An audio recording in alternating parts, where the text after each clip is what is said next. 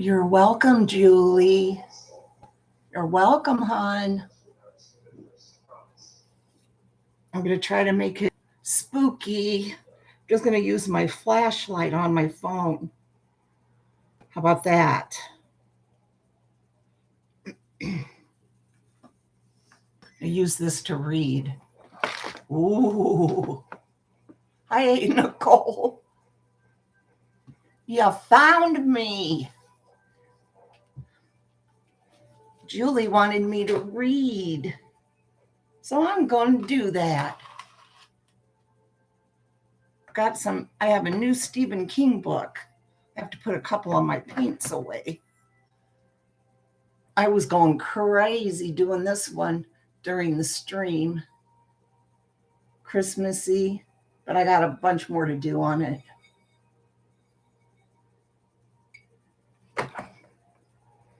Okay, let me wipe my hands. See which one story we're going to do. Look, it's called The Bazaar of Bad Dreams, Stephen King short stories.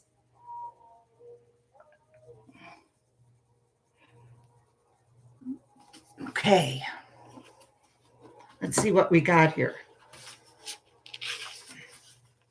I remember looking through this when I first bought it a few weeks ago.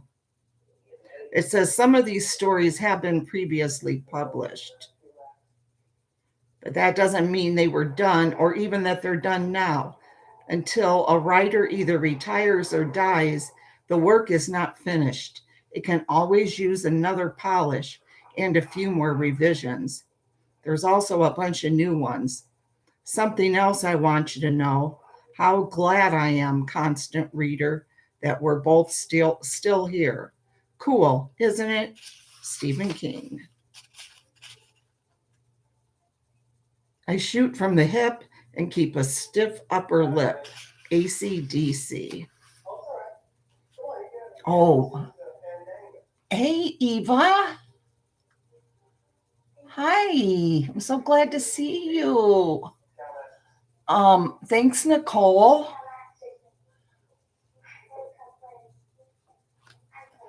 I don't think I'll have any problems, but you never know. So I'm going to make you a mod since you're in here, Nicole.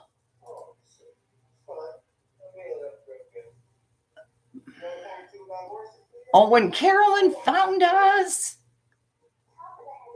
Hey, Carolyn. Glad you're here. Okay, let me see. Oh, and guess what? I have another book that Maddie's loaning me. I'll get it tomorrow night after the party. No, you're not. No. She's given me another book of short stories, and it has the black phone in it. So I'll have to read through that and make sure it's going to be appropriate. But I want to read that so bad. No, Carolyn, no. No. Okay, let's see.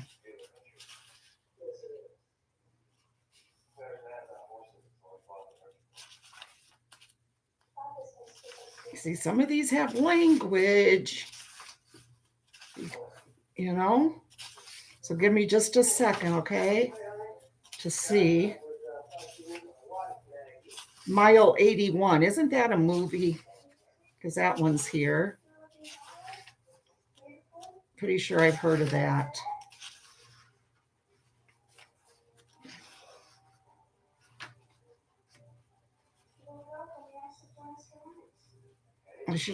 I didn't plan on reading or I would have had something picked out. Let's see.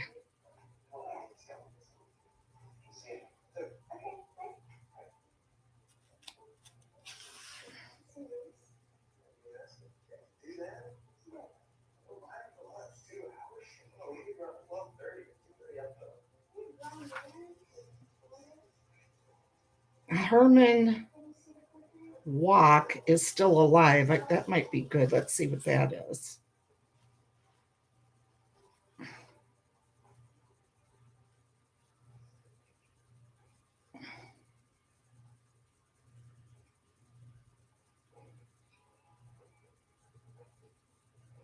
Okay, sit back, relax. Hey, Lark.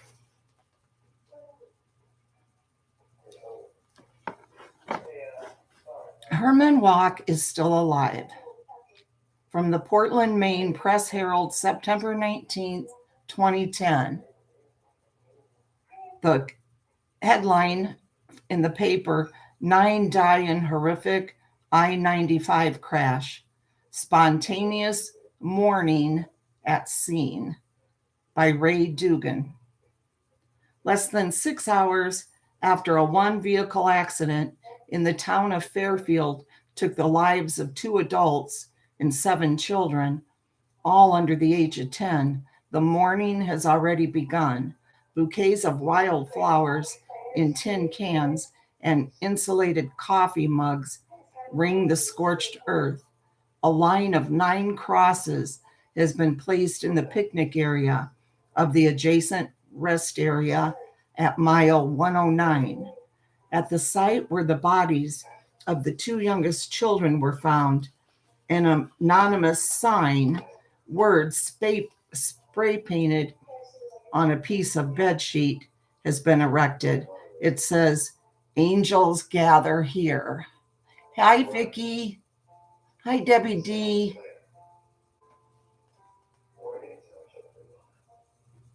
One, Brenda hits pickup. Brenda hits, oh, okay, here we go. Brenda hits pick 3 for $2,700 and resists her first impulse. Instead of going out for a bottle of Orange Driver to celebrate with, Brenda pays off the MasterCard, which has been maxed like forever, then calls Hearst and asks a question, then calls her friend Jasmine, who lives in North Berwick, and tells her about the pick 3. Jasmine screams and says, "Girl, you're rich." If only. Brenda explains how she paid off the credit card so she can rent a Chevy Express if she wants to. It's a van that seats 9. That's what the Hearst girl told her. We could get all the kids in there and drive up to Mars Hill. See your folks and mine. Show off the grandchildren. Squeeze the home folks for a little more dough. What do you think? Jasmine is dubious. The glorified shack in Mars Hill that her folks call home doesn't have room, and she wouldn't want to stay with them even if it did. She hates her parents. With good reason. Brenda knows. It was Jasmine's own father who broke her in. Rated R, a week after her 15th birthday. Her mother knew what was going on and did nothing. When Jazz went to her in tears, her ma said, "You got nothing to worry about. He's had his nuts cut," is what it says. They can't get her pregnant. Jazz married Mitch Robichaux to get away from them, and now 3 men, 4 kids, and 8 years later, she's on her own and on welfare, although she gets 16 hours a week at the roll-around, handing out skates and making change for the video arcade, where the machines take only special tokens. They let her bring her 2 youngest.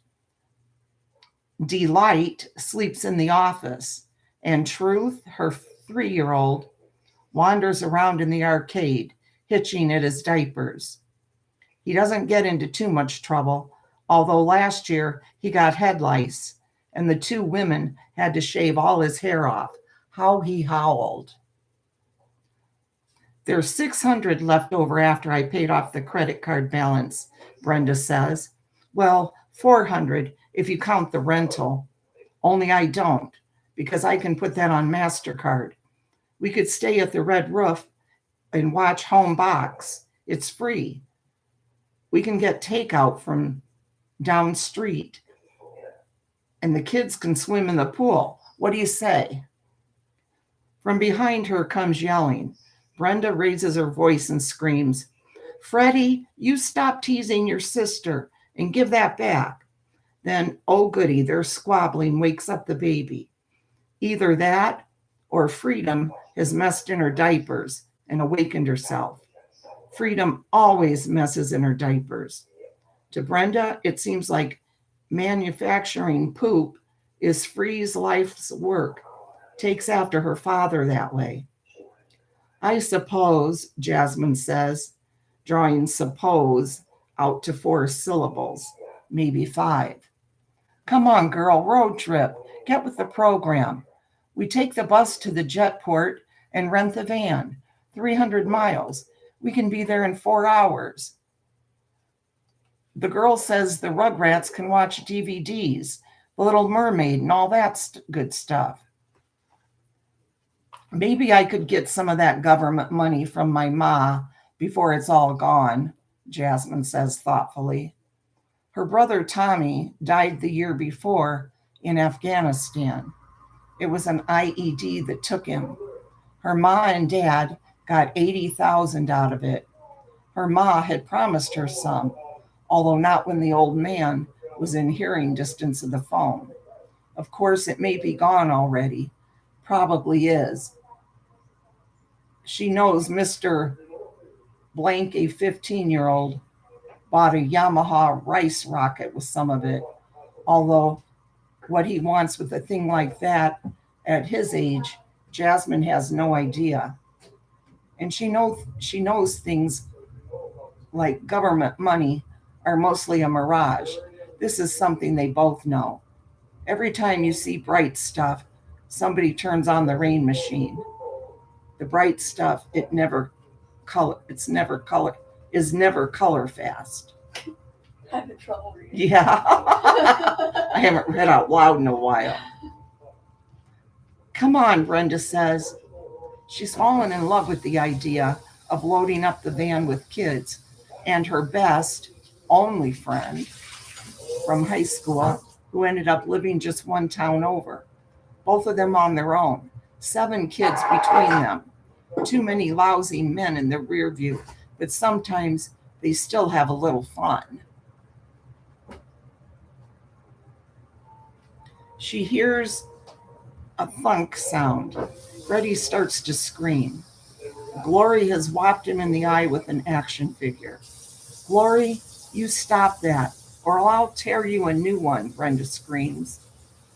You won't get back my power pup, Glory shrieks, and she starts to cry. Now they're all crying. Freddie, Glory, and Freedom. And for a moment, grayness creeps over Brenda's vision. She's seen a lot of that grayness lately. Here they are in a 3-room, 3rd-floor apartment. No guy in the picture. Tim, the latest in her life, took off 6 months ago, living pretty much on noodles and Pepsi and that cheap ice cream they sell at Walmart. No air conditioning, no cable TV. She had a job at the Quick Flash store, but the company went bust. And now the store's and on the run. And the manager hired some Taco Paco to do her job because Taco Paco can work 12 or 14 hours a day. Taco Paco wears a do-rag on his head and a nasty little mustache on his upper lip. And he's never been pregnant. Taco Paco's job is to get girls pregnant. They fall for that little mustache, and then boom, the line in the little drugstore testing gadget turns blue, and here comes another one, just like the other one. Brenda has personal, here comes another one experience. She tells people she knows who's Freddie's father is, but she really doesn't. She's had a few drunk nights. there when they all looked good. And besides, come on, how is she supposed to look for a job anyway? She's got these kids. What's she supposed to do? Leave Freddie to mind Glory and take Freedom to the blank job interviews? Sure, that'll work. And what is there besides drive up window girl at Mickey D's or the Booger King? Portland has a couple of strip clubs, but wide loads like her don't get that kind of work. She reminds herself she hit the lottery. She reminds herself they could be in a couple of air conditioned rooms tonight at the Red Roof. 3 even. Why not? Things are turning around.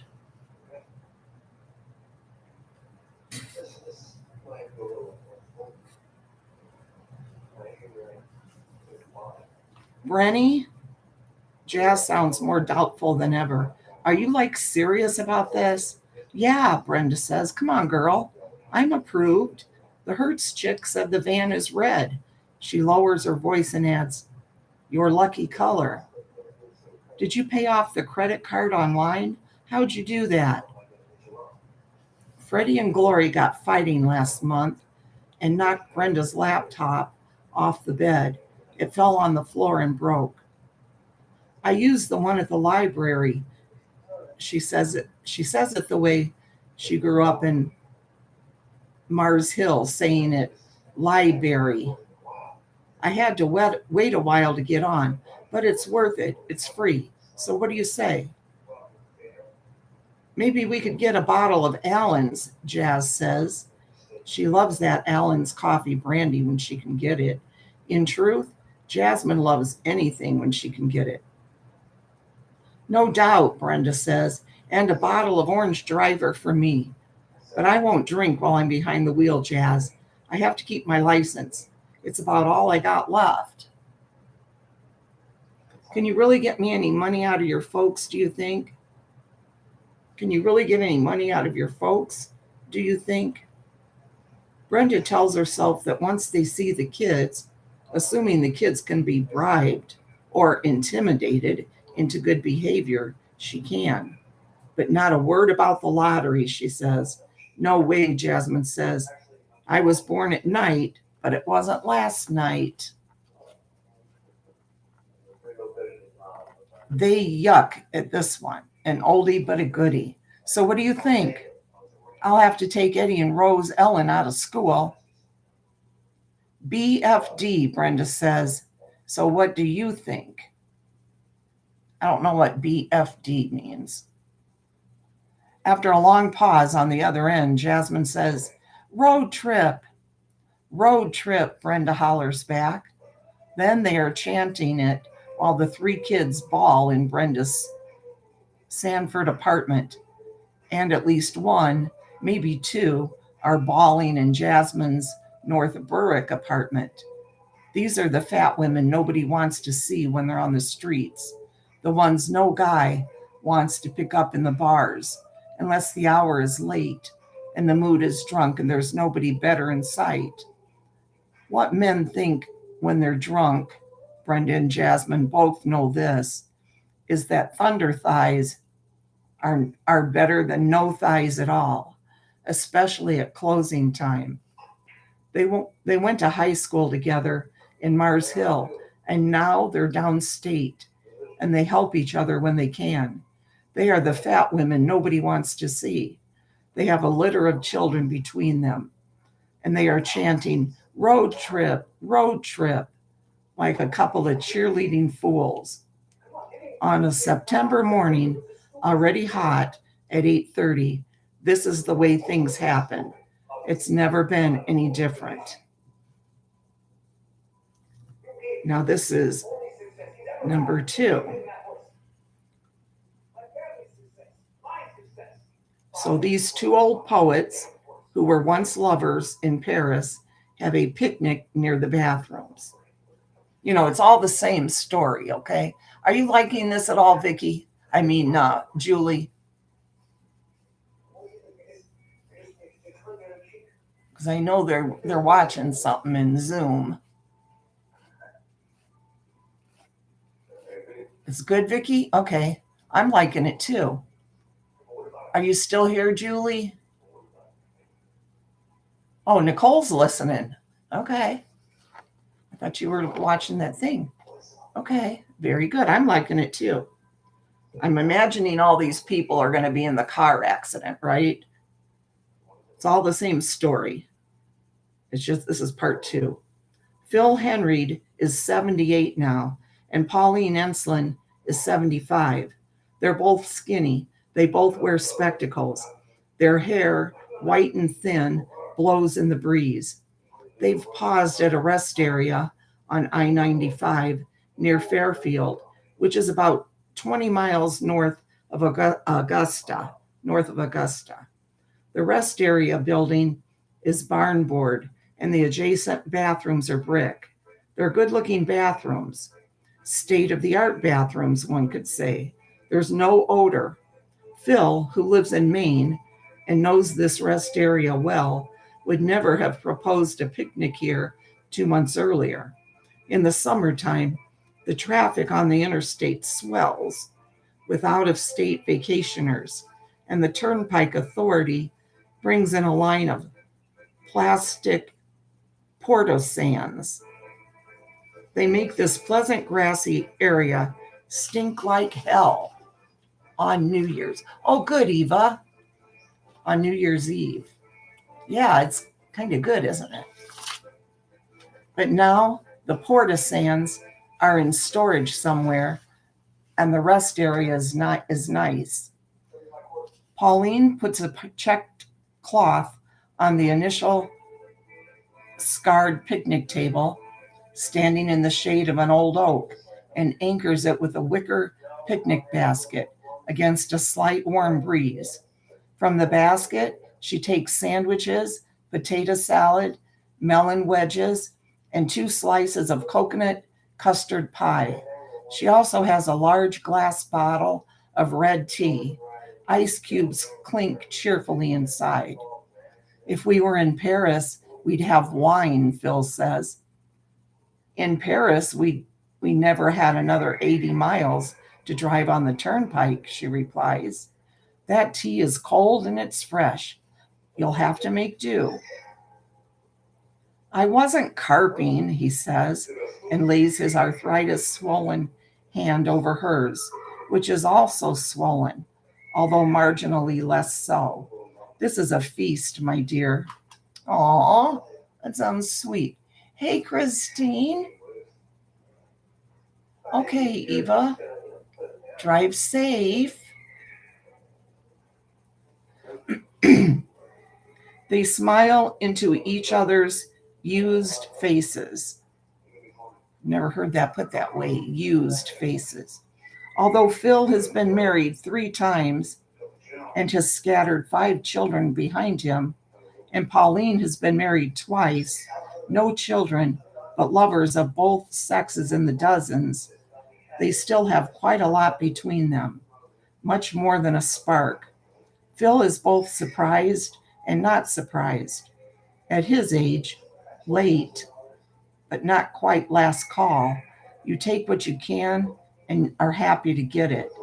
They are on their way to a poetry festival at the University of Maine's Orono branch, and while the compensation for their joint appearance isn't huge, it's adequate. Since he has an expense account, Phil has splurged and rented a Cadillac from Hertz at the Portland Jetport, where he met her plane. Pauline jeered at the caddy, said she always knew he was a plastic hippie, but she did so gently. He wasn't a hippie, but he was a genuine iconoclast, a one-of-a-kinder, and she knows it, as he knows that her osteoporotic bones have enjoyed the ride. Now, a picnic. Tonight, they'll have a catered meal, but the food will be a lukewarm, sauce-covered mess of mystery supplied by the cafeteria in one of the college commons. Possibly chicken, possibly fish. It's always hard to tell. Beige food is what Pauline calls it. Visiting poet food is always beige, and in any case, it won't be served until 8 o'clock, with some cheap yellowish white wine seemingly created to saw at the guts of semi retired alcohol abusers such as themselves. The meal is nicer, and iced tea is fine. Phil even indulges the fantasy of leading her by the hand to the high grass behind the bathrooms once they have finished eating, like in that old Van Morrison song. And but no, elderly poets whose sex drives are now permanently stuck in first gear should not chant such a potentially ludicrous sight of assignation, especially poets of long, rich, and varied experience who now know that each time is apt to be largely unsatisfactory, and each time may well be the last time. Besides, Phil thinks, I have already had 2 heart attacks. Who knows what's up with her? Pauline thinks, not after sandwiches and potato salad, not to mention custard pie. But perhaps tonight, it's not out of the question. She smiles at him and takes the last item from the hamper. It's a New York Times, bought at the same Augusta convenience store where she got the rest of the picnic things, checked cloth and iced tea bottle included. As in the old days, they flip for the arts and leisure section. In the old days, Phil, who won the National Book Award for Burning Elephants in 1970, always called tails and won far more times than the odds said he should. Today he calls heads and wins again. Why, you snot, she cries and hands it over. They eat. They read the divided paper. At one point, she looks at him over a forkful of potato salad and says, I still love you, you old fraud. Phil smiles. The wind blows the gone to seed dandelion puff of his hair. The wind blows the gone to seed dandelion puff of his hair. His scalp shines gauzily through. He's not the young man who once came roistering out of Brooklyn, broad shoulders as a longshoreman and just as foul-mouthed. But Pauline can still see the shadow of that man who was so full of anger, despair, and hilarity. Why, I love you too, Polly, he says. We're a couple of old crocs, she says, and burst into laughter. Once she had sex with a king and a movie star at pretty much the same time on a balcony while Maggie May played on the gramophone, Rod Stewart singing in French. Now the woman, the New York Times one called America's Greatest Living Female Poet, lives in a walk-up in Queens, doing poetry readings in tank towns for dishonorable honorariums and eating al fresco in rest areas. We're not old, he says. We're young, BB. What in the world are you talking about? Look at this, he says, and holds out the first page of the arts section. She takes it and sees a photograph. It's a dried up string of a man wearing a straw hat and a smile. The title is Nongenarian Walk, W-O-U-K is his name, to publish new book by Motoko Rich. By the time they reach the age of 95, if they do, most writers have retired long ago.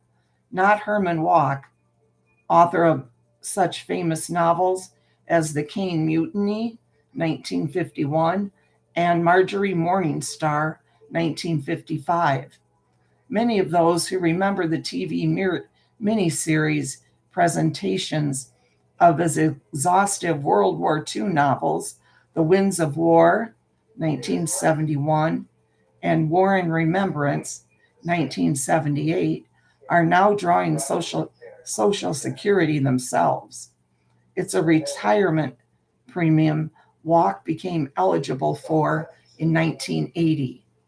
Walk, however, is not done. He published a well-reviewed surprise novel, A Hole in Texas, a year shy of his 90th birthday, and expects to publish a book-long essay called The Language God Talks later this year. Is it his final word?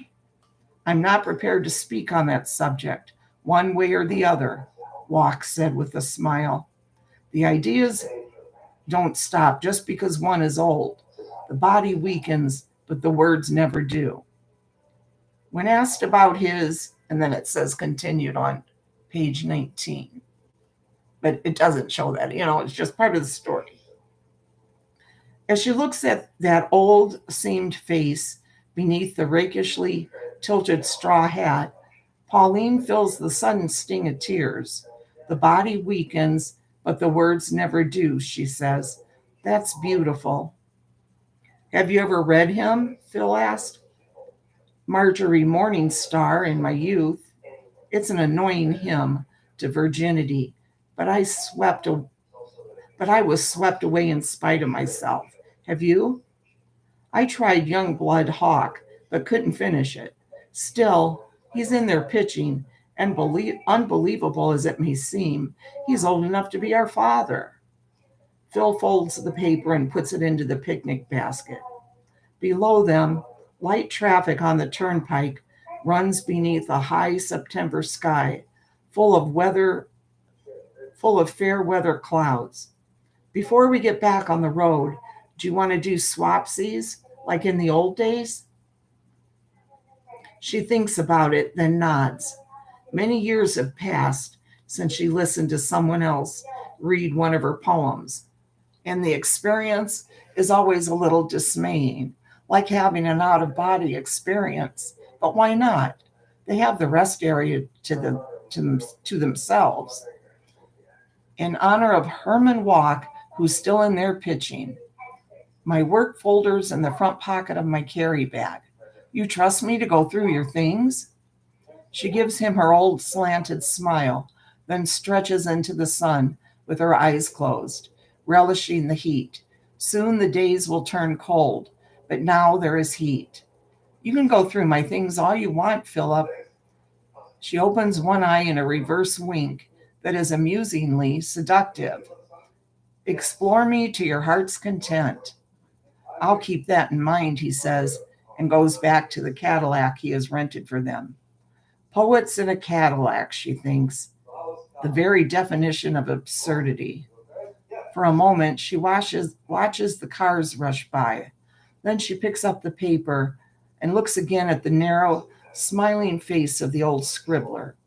Still alive, perhaps at this very moment, looking up at the high blue September sky with his notebook open on a patio table and a glass of Perrier, or wine if his stomach will stand it, near to hand. If there is a God, Pauline Ensling thinks, she can occasionally be very generous.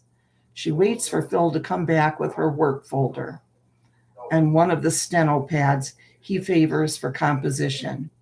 They will play swapsies. Tonight they may play other games. Once again, she tells herself that it is not out of the question. Okay, now here's part 3. Another person or whatever. Thanks, Christine. I'm stumbling. I haven't read out loud for a while. Let me get a sip of water. Water break. I'm really liking this story. Yeah, used faces, Vicky.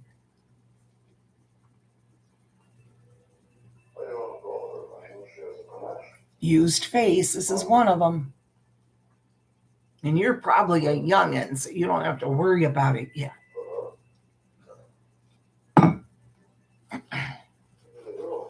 Okay. 3.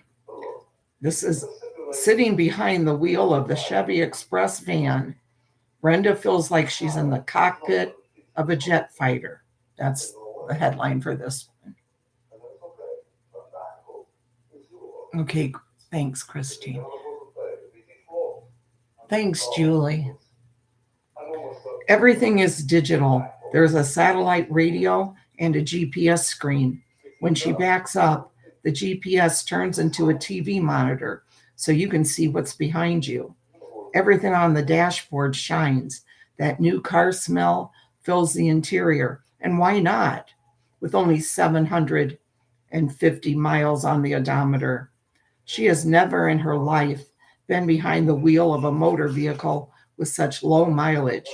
You can push buttons on the control stalk to show your average speed, how many miles per gallon you're getting, and how many gallons you've got left. The engine makes hardly any noise at all.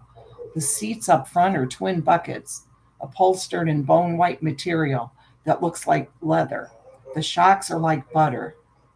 In back is a pop-down TV screen with a DVD player. The Little Mermaid won't work because Truth, Jasmine's 3-year-old, spread peanut butter all over the disc at some point. But they are content with Shrek, even though all of them have seen it like a billion times. The thrill is watching it while they're on the road. Remind me to tell you guys something about that. Thanks, Nicole. Remind me though, sometime in Zoom or something. Hi, Video Reel. Something about my my DVD player that I used to have in my van. Okay, relating to my little grandson that passed. I forgot all about that till just now with this peanut butter thing. Okay, I'll have to remember the exact thing of it, but it was pretty cool. Let's see. Okay, let's see. But they're content with Shrek, even though they have all seen it like a billion times. The thrill is watching it while they're on the road, driving. Freedom is asleep in her car seat between Freddie and Glory. Delight, Jasmine's 6-month-old, is asleep in Jazz's lap, but the other 5 crammed together in the 2 back seats, watching, entranced. Their mouths are hanging open. Jasmine's Eddie is picking his nose, and Eddie's older sister, Rose Ellen, has got drool on her sharp little chin, but at least they're quiet and not beating away on each other for once. They are hypnotized. Brenda should be happy. The kids are quiet. The road stretches ahead of her like an airport runway. She's behind the wheel of a brand new van, and the traffic is light once they leave Portland. The digital speedometer reads 70, and this baby hasn't even broken a sweat. Nonetheless, that grayness has begun to creep over her again. Oh, it's going to be sad if these guys all die. Thank you, Nicole. The van isn't hers after all. She'll have to give it back. A foolish expense, really, because what's at the fair end of this trip? Mars Hill. Mars effing Hill. Food brought in from the Roundup, where she used to waitress when she was in high school and still had a figure. Hamburgers and fries covered with plastic wrap. The kids splashing in the pool before and maybe after. At least one of them will get hurt and bawl, maybe more. Glory will complain that the water is too cold, even if it isn't. Glory always complains. She will complain her whole life. Brenda hates that whining and likes to tell Glory it's her father coming out. But the truth is, the kid gets it from both sides. Poor kid. All of them, really. And the years stretch ahead, a march beneath a sun that never goes down. She looks to her right, hoping Jasmine will say something funny and cheer her up, and is dismayed to see that Jazz is crying. Silent tears well up in her eyes and shine on her cheeks. In her lap, baby Delight sleeps on, sucking one of her fingers. It's her comfort finger, and all blistered down the inside. Once Jazz slapped her good and hard when she saw Dee sticking it in her mouth. And what good is slapping a kid that's only 6 months old? Might as well slap a door. But sometimes you do it. Sometimes you can't help it. Sometimes you don't want to help it. Brenda has done it herself. Wow.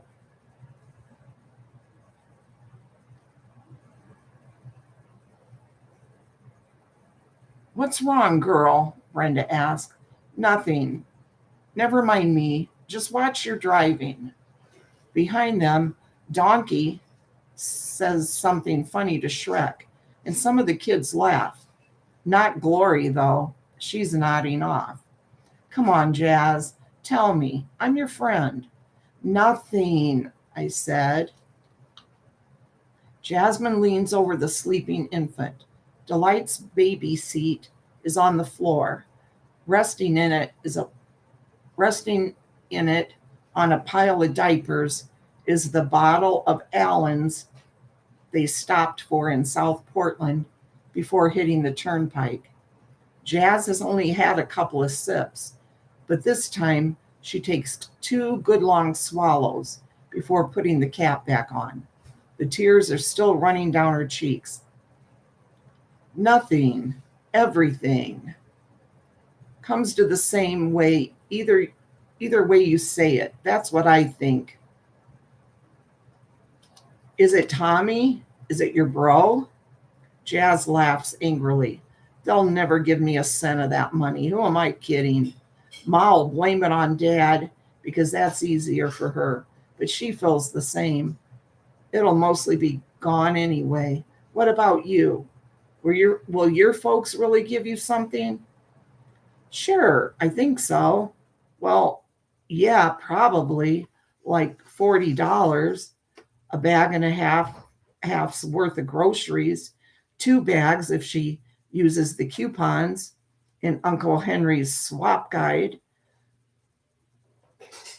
Just the thought of flipping through that raggy little free magazine, the Poor People's Bible, and getting the ink on her fingers causes the grayness around her to thicken.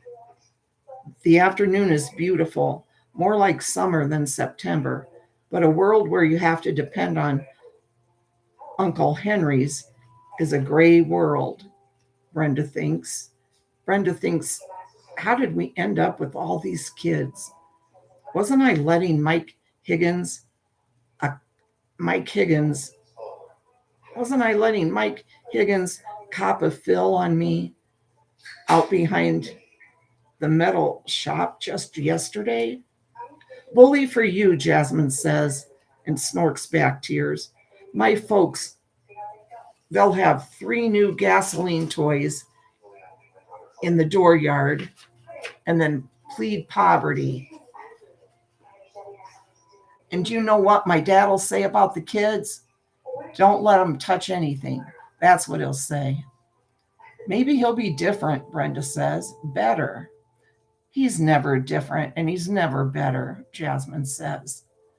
Rose Ellen is drifting off. She tries to put her head on her brother Eddie's shoulders, and he punches her in the arm. She rubs it and begins to snivel, but pretty soon she's watching Shrek again. The drool is still on her chin. Brenda thinks it makes her look like an idiot, which she pretty close to is. That's terrible.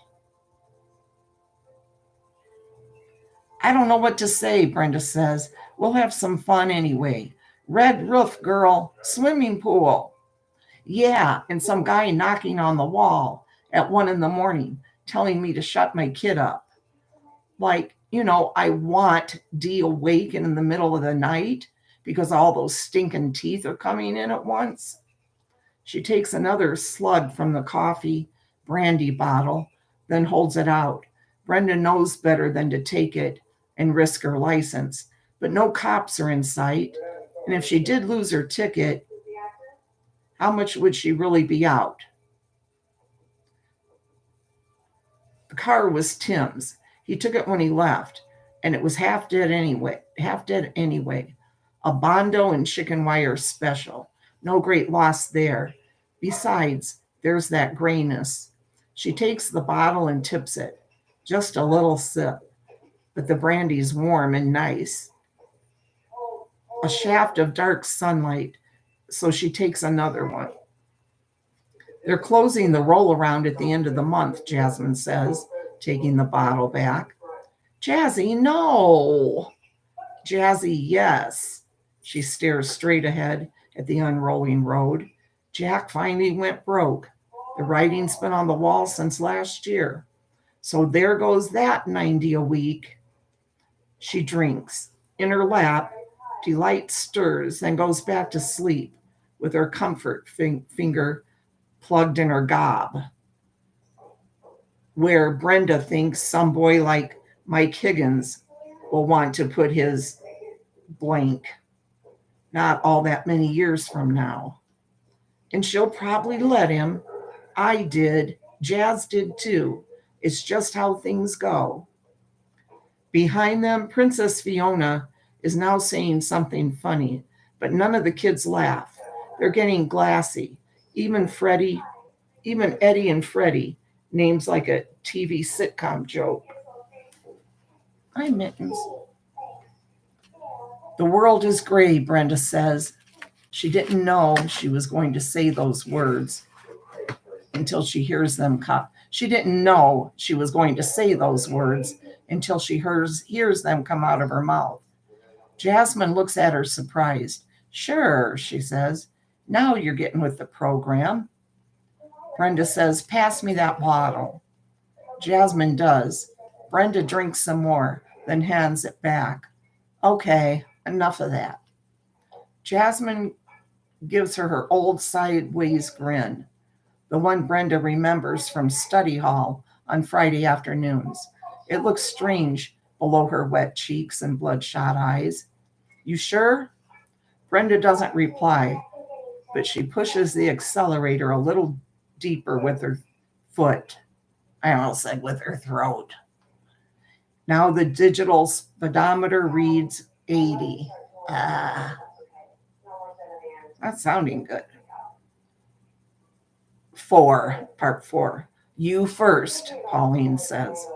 All at once, she feels shy, afraid to hear her words coming out of Phil's mouth. Sure, they will sound booming, yet false, like dry thunder.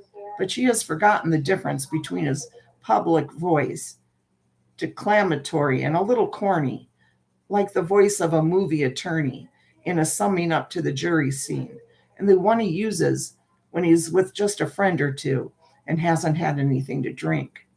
It is a softer, kinder voice, and she is pleased to hear her poem coming out of his mouth. No more than pleased. She is grateful. No, more than pleased. She is grateful. He makes it sound far better than it is.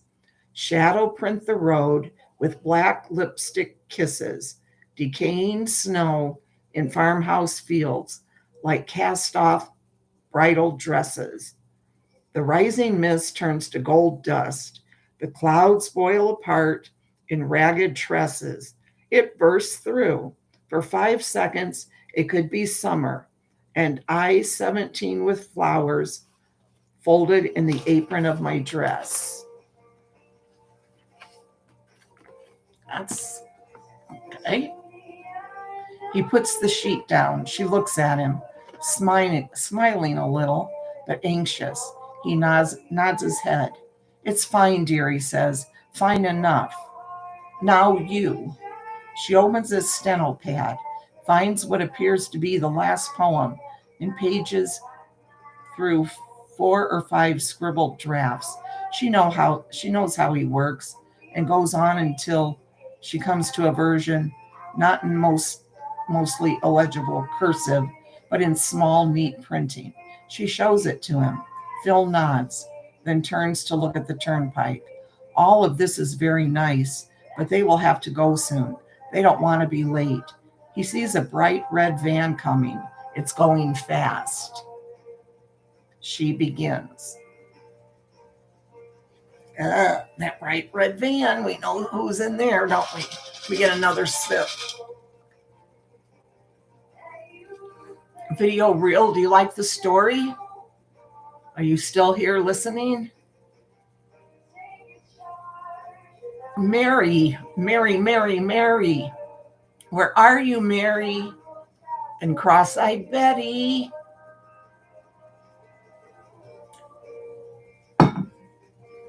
And Karen.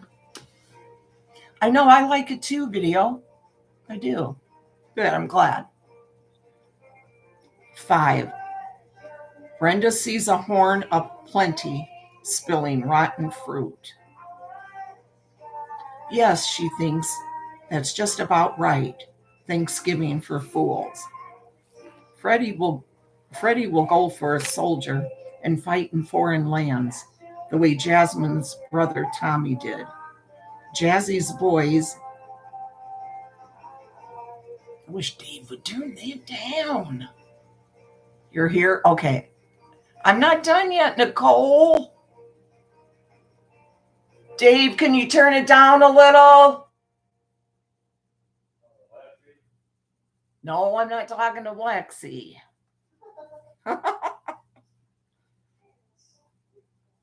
Sorry, Julie. I know you get so freaking loud. Jazzy's boys, Eddie and Truth, will do the same. They'll own muscle cars when and if they come home, always supposing gas is still available 20 years from now. And the girls, they'll go with boys. They'll give up their virginity while game shows play on TV. They'll believe the boys who tell them, and they'll pull out in time. They'll have babies and fry meat in skillets and put on weight, same as she and Jazz did. They'll smoke a little dope and eat a lot of ice cream, the cheap stuff from Walmart. Maybe not Rose Ellen, though. Something is wrong with Rose. She'll still have drool on her sharp little chin when she's in the 8th grade, same as now. The 7 kids will beget 17, and the 17 will beget 70, and the 70 will beget 200. She can see a ragged fool's parade marching into the future. Some wearing I hope she's not going to kill them all. Some wearing jeans that show the ass of their underwear. Some wearing heavy metal t-shirts. Some wearing gravy-spotted waitress uniforms. Some wearing stretch pants from Kmart that have little made in Paraguay tags sewn into the seams of their roomy seats. She can see the mountain of Fisher-Price toys they will own, and which will later be sold at yard sales, which is where they were bought in the first place. They will buy the products they see on TV and go in debt to the credit card companies as she did, and will again, because the pick 3 was a fluke, and she knows it. Worse than a fluke, really, a tease. Life is a rusty hubcap lying in a ditch at the side of the road, and life goes on. She will never again feel like she's sitting in the cockpit of a jet fighter. This is as good as it gets. There are no boats for nobody, and no camera is filming her life. This is reality, not a reality show. Shrek is over, and all the kids are asleep, even Eddie. Rose Ellen's head is once more on Eddie's shoulder. She's snoring like an old woman. She has red marks on her arms because sometimes she can't stop scratching herself. Let me move this. I'm trying my stuff for my decoupage.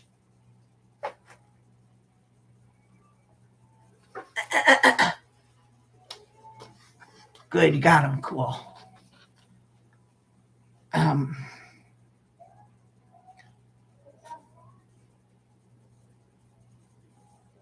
Jasmine screws the cap on the bottle of Allen's and drops it back into the baby seat in the footwell. In a low voice, she says, "When I was 5, I believed in unicorns." "So did I," Brenda says. "I wonder how fast this effer goes." Jasmine looks at the road ahead. They flash past a blue sign that says, "Rest area, 1 mile." She sees no traffic northbound. Both lanes are entirely theirs. "Let's find out," Jazz says.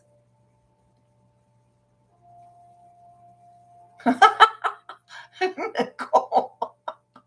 See, you got to keep them eyes open, girl.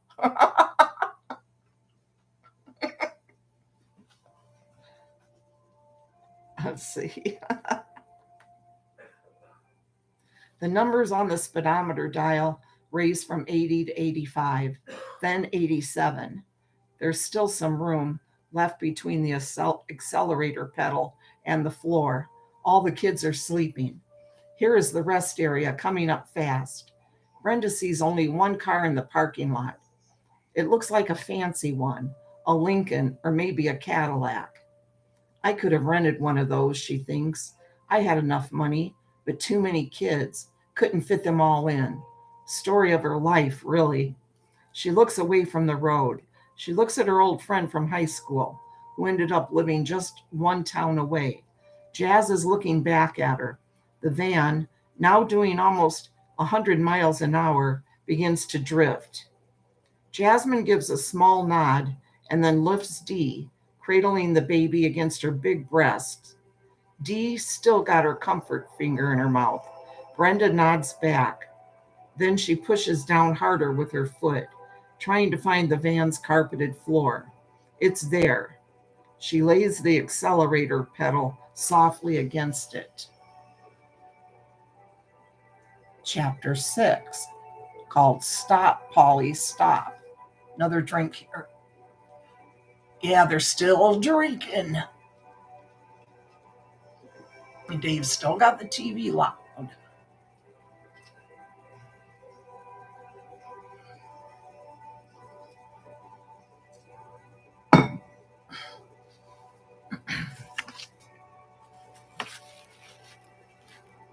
Hold on, guys.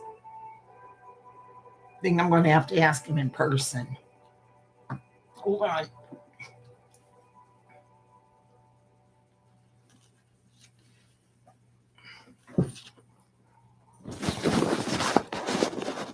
I have to hide this figure because so many people get jealous. They get very jealous. I don't like showing it off all the time.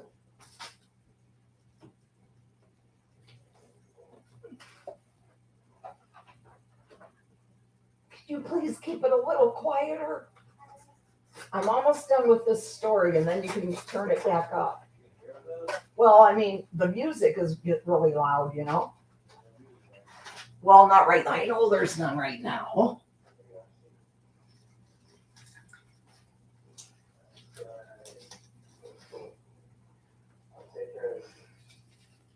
Okay, watch out, baby. Watch out. Mittens. Mittens. Okay, here we go. Voila.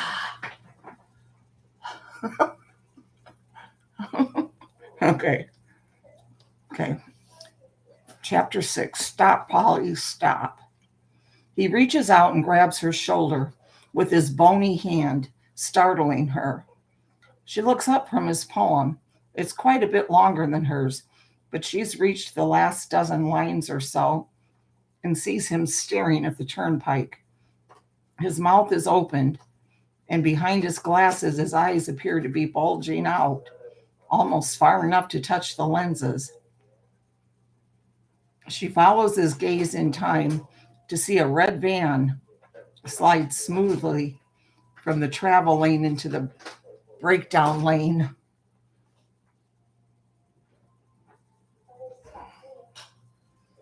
Mittens loves to rip paper. I heard her chewing on something. into the breakdown lane across the rest area entrance ramp. It doesn't turn in. It's going far too fast to turn in. It crosses the ramp, doing at least 90, and plows onto the slope just below them where it hits a tree. He hears a loud, toneless bang and the sound of breaking glass. The windshield disintegrates. Glass pebbles sparkle for a moment in the sun, and she thinks blasphemously, she thinks beautiful.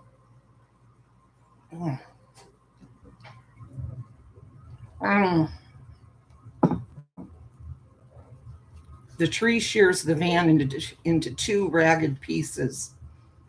Something, Phil Henry can't bear to believe it's a child, is flung high into the air and comes down in the grass. Then the van's gas tank begins to burn, and Pauline screams. He gets to his feet and runs down the slope, vaulting over the shake pole fence like the young man he once was. These days, his failing heart is usually never far from his mind, but as he runs down to the burning pieces of the van, he never even thinks of it. Cloud shadows roll across the field, printing shadow kisses on the hay and Timothy. Wildflowers nod their heads.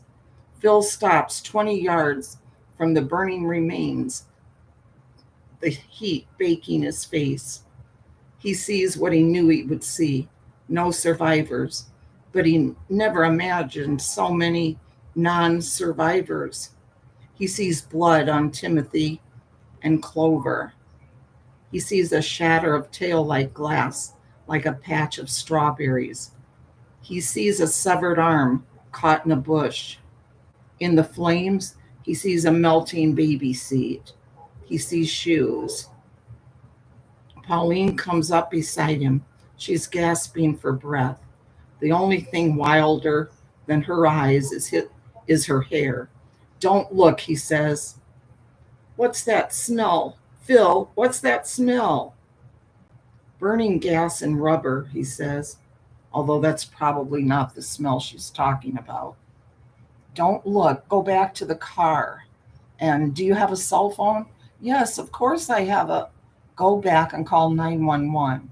Don't look at this. You don't want to see this. He doesn't want to see it either, but cannot look away. How many? He can see the bodies of at least 3 children and 1 adult, probably a woman, but he can't be sure. Yet so many shoes. And he can see a DVD package with cartoon characters on it. What if I can't get through? She asks. He points to the smoke, then to the 3 or 4 cars and then to the 3 or 4 cars that are already pulling over. Getting through won't matter, he says, but try. She starts to go, then turns back. She's crying. Phil, how many? I don't know. A lot, maybe half a dozen. Go on, Polly. Some of them might still be alive. You know better, she says through her sobs. Damn thing was going 6 licks to the minute. She begins trudging back up the hill, halfway to the rest area parking lot. More cars are pulling in now. A terrible idea crosses her mind, and she looks back. Sure, she will see her old friend and lover lying in the grass himself, perhaps unconscious, perhaps dead of a final thunderclap heart attack. But he's on his feet, cautiously circling the blazing left half of the van. As she watches, he takes off his natty sport jacket with the patches on the elbows. He kneels and covers something with it, either a small person or part of a big person. Then he continues his circle. Climbing the hill, she thinks that their lifelong efforts to make beauty out of words are an illusion. Either that or a joke played on children who have selfishly refused to grow up. Yes, probably that. Stupid, selfish children like that, she thinks, deserve to be pranked. As she reaches the parking lot, now gasping for breath, she sees the Times art and leisure section flipping lazily through the grass on the breath of a light breeze and thinks, never mind, Herman Walk is still alive and writing a book about God's language. Herman Walk believes that the body weakens, but the words never do. So that's all right, isn't it? A man and a woman rush up. The woman raises her own cell phone and takes a picture with it. Oh, that's disgusting.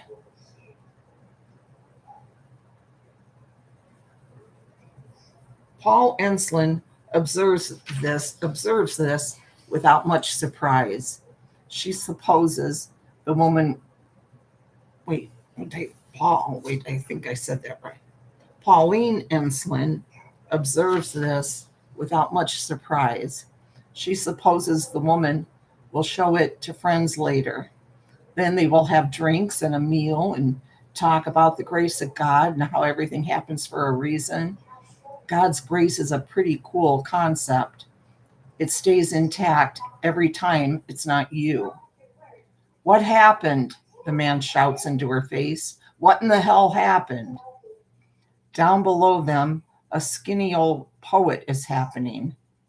He has taken off his shirt to cover one of the other bodies. His ribs are stack outlined against white skin. He kneels and spreads the shirt. He raises his arms into the sky, then lowers them and wraps them around his head. Pauline is also a poet, and as such feels capable of answering the man in the language God speaks. What the fuck does it look like, she says. For Owen King and Herman Walk. And that's it. I think. Wait, no. Let's see. Oh, he just has one little blurb here that he wrote. He's just answering something. Stephen King is. Where do you get your ideas and where did this idea come from? Are different questions. The first is unanswerable. So I make a joke of it and say, I get them from a little used idea shop in Utica. The second is sometimes unanswerable, but in a surprising number of cases, it's not, because stories are like dreams. Everything is deliciously clear while the process is ongoing, but all that remains when the story is finished are a few fading traces. I sometimes think a book of short stories is actually a kind of, I don't know how to pronounce this word. I've never seen it. Oneric.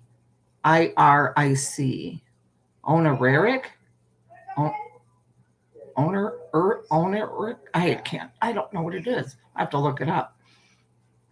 A way of catching subconscious images before they can fade away. Here is a case in point.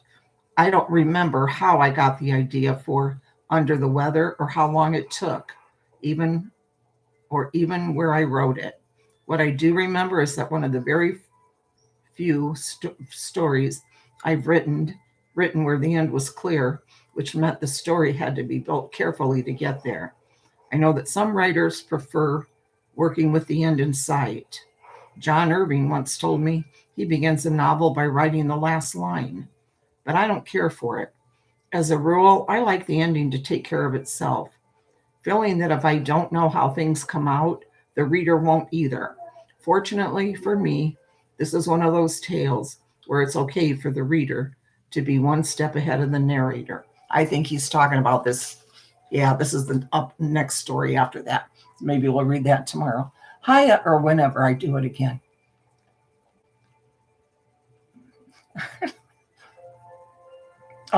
She got it. Nicole got rid of it. Vicky. Yeah, she took care of it. It's gone.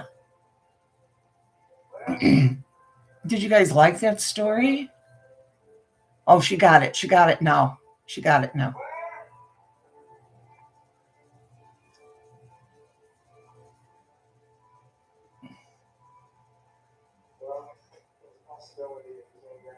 Different, yeah. Well, it's Stephen King, you know. Okay, guys, thank you. Thank you for coming. Enjoying that little story together. Thank you so much. Love you guys. Have a great night. And if you're watching on replay, I hope you are Mary.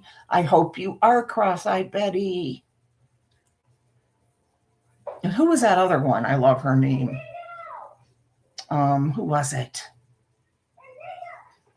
For some reason, the name Dirtbag's coming to mind. Now, why would Dirtbag come to my mind? I'm thinking, oh, Dirtbag. That's so dumb. Dirtbag. That would be a good name, though, wouldn't it? I can't remember who. But thanks, guys. Talk to you later. Thanks, Nicole, for helping. Getting rid of them. Bye, guys.